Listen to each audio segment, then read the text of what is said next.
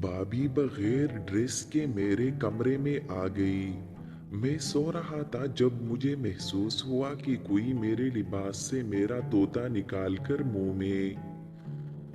میرا نام ارشد ہے، میرا عمر 20 سال ہے۔ غربت کی وجہ سے بڑا بھائی باہر ملک میں کام کرتا ہے اور میں گھر پر اکیلی بابی کی رکھوالی کرتا ہوں۔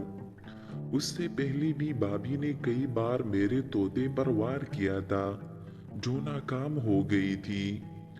شادی سے پہلے وہ مجھ سے پیار کرتی تھی، لیکن ان کی والدین نے اس کی شادی میرے بڑے بھائی سے کرا دی جو اس سے تقریباً 5-6 سال بڑے ہیں۔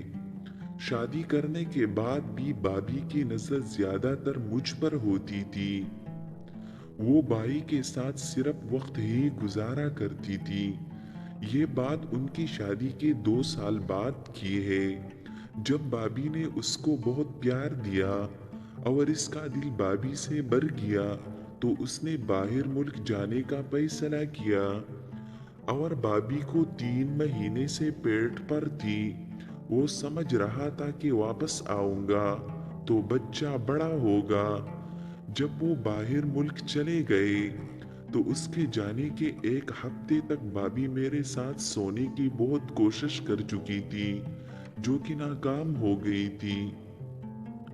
اور آج رات ہمارے دور کے رشتہ داروں میں شادی تھی۔ میری امی اور 2 بہنیں ان کے گھر چلے گئے۔ ہم اکیلے گھر میں تھے۔ رات کو 11 بجے تک ہم صحن میں بیٹھ کر ٹی وی دیکھ رہے تھے۔ بابی جان بوجھ کر گندا چینل لگاتی، لیکن میں اگنور کر کے چینل بدل دیتا۔ مجھے کیا پتا کہ اس کی ارادے ٹھیک نہیں ہے۔ میں تو اس کے ساتھ ویسے پیش آ رہا تھا جیسے پہلے ہم سب گھر میں ہوتے تھے، لیکن آج وہ اپنے من کو ٹھنڈا کرنے ہی والی تھی۔ شاید آج وہ مجھ پر اپنا جان لٹانے والی تھی، لیکن مجھ میں اتنا ہمت نہیں تھا کہ اپنے آپ سے اس کو گھر کے کام کے لیے بلاؤں۔ رات کو دیر ہوئی تو میں نے کہا بابی میں سونے لگا ہوں، تم بھی آرام سے سو جاؤ، کچھ مسئلہ ہو تو مجھے جگا دینا۔ آؤ کہ اس نے مجھے غصے سے دیکھا اور خوشی سے اٹھ کر اپنے روم میں چلی گئی۔ میں کچھ ہی دیر موبائل پر فیس بک چلا کر سو گیا۔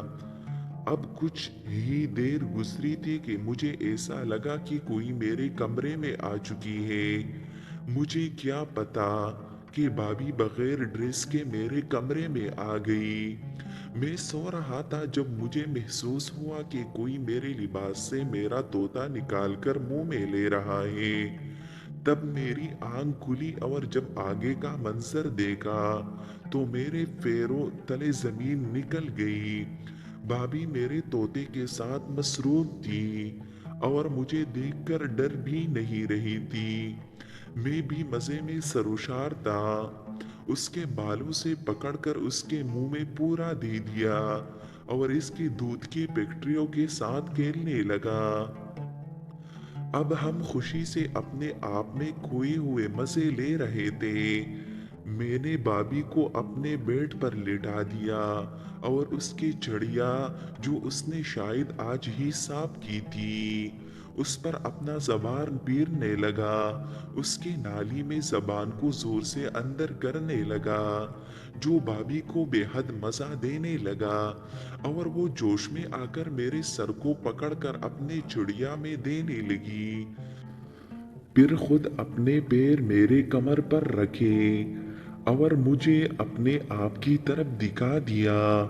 میں نے بھی اپنی کلہاڑی کو سیدھا کیا اور اس کے وائٹ پیپر جس پر مہندی رچی ہوئی تھی اس کے پیروں کو اور اوپر کیا اور اپنا سامان اس پر رکھا، آرام سے گیئر لگایا جس سے میرا طوطا بنا جھجک کر اس کی چڑیا میں انٹر ہوا۔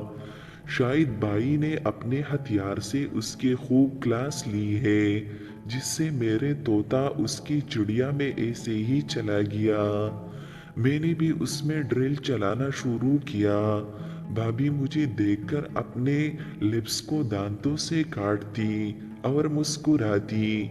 मैंने भी खूब घर का काम किया और आखिर में जब प्री हुआ तो उसके ऊपर गिर गया।